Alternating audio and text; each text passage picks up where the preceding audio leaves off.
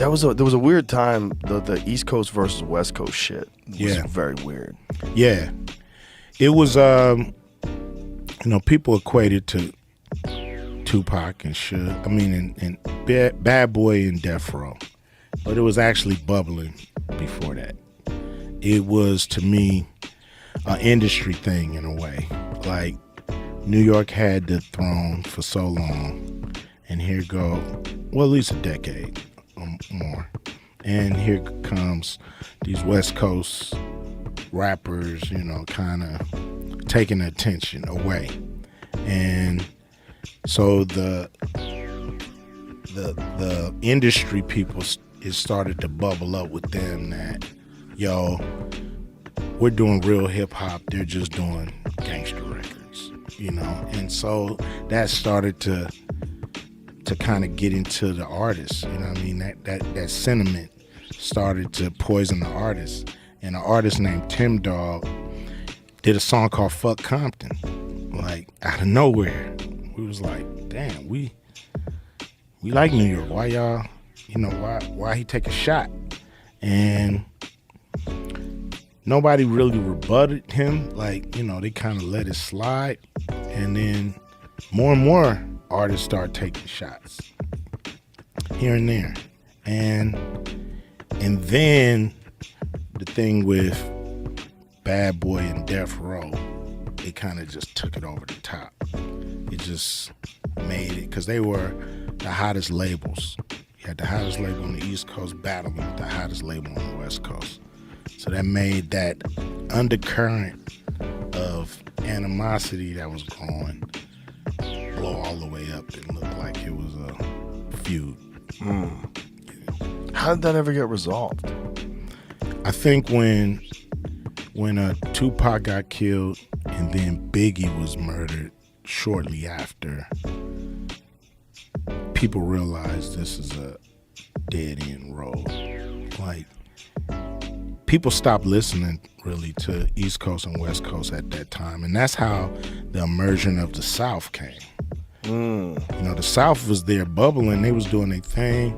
They had groups that was making a dent, but at one point, all the hip hop fans were so fed up with the East Coast, West Coast beef that they said, we're just gonna pay attention to what the South is doing. You guys gotta heal your wounds and come back. And so that's the emergence of the South and, all the groups that came out. Back then, were you touring on the East Coast? Yeah. So what was it like when you were touring on the East Coast in the middle of all that shit? It was always love. Some fans took sides, but most of it was, industry stuff, and they were kind of caught in the middle. So, I did a record called, Bow Down with the West Side Connection, which we addressed a lot of the beef because we felt like most of the industry was in New York at the time. So we felt like if we didn't stand up for ourselves in some way, shape, or form, what we accomplished the last decade would be erased and eroded and dismissed and discredited. And we would be played out. You know what I mean? We wouldn't have longevity. Right. So, there was, back and forths. But at the end of the day, Tupac being killed, Biggie being killed was just a wake-up call for the whole industry. That's sad that's how the wake-up call had to go. It's crazy. Yeah. I remember I was on news radio, on the set of news radio when someone told me Tupac got killed. I remember thinking, how is that possible? How is that real? I just, it was a new day. Like, it's like, we're in a new era where celebrity means nothing. Celebrity means nothing. Anybody can get it. Yeah. So it's damn near like we back where we started from, back in the hood, trying not to get it. And here, you're a celebrity and you can still get it. How dangerous did that feel to you back then?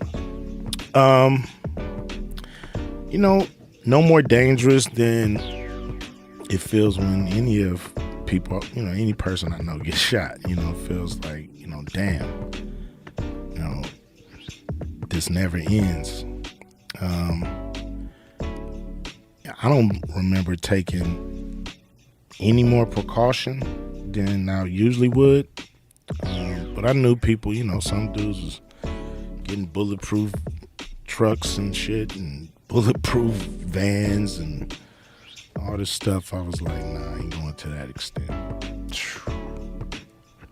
It's just a crazy time in music history too, because there'd never been like rock bands that were feuding with each other to the point where you were worried about people getting murdered. No, not that I know of. Rock bands do feud. They usually don't do diss records either. Right. They just feud, or they have subliminal disses. It's never like the diss record thing was wild. That was really the first time artists ever went after each other like that. Yeah, it's but it's like sparring. It's like battling. It's like it's part of the game. So it's welcomed in a way. You spar, you practice, you know how to fight, and then somebody get in your face and challenge you. Like, okay, this is what we do. This is rumble. You know what I'm saying? So it's like you grow up battling. You got your raps. You say your cocky shit. You know what I mean? And somebody want to, put it on wax and battle. Like, we can battle on wax any day. You know what I'm saying? So let's go for it. When did it feel like for you all that shit sort of like went away? Like the feud stuff, when did it seem like it was just back to just making music? For some reason, I think like 9/11, like that tragedy of 9/11, for some reason, like it seemed like from then the feuding stopped, and people kind of reassessed and reorganized their thought process when it comes to that. Like it was like that's when it seemed like a ceasefire just was the best thing to do, because the country went through a crazy shakeup. Yeah. Yeah.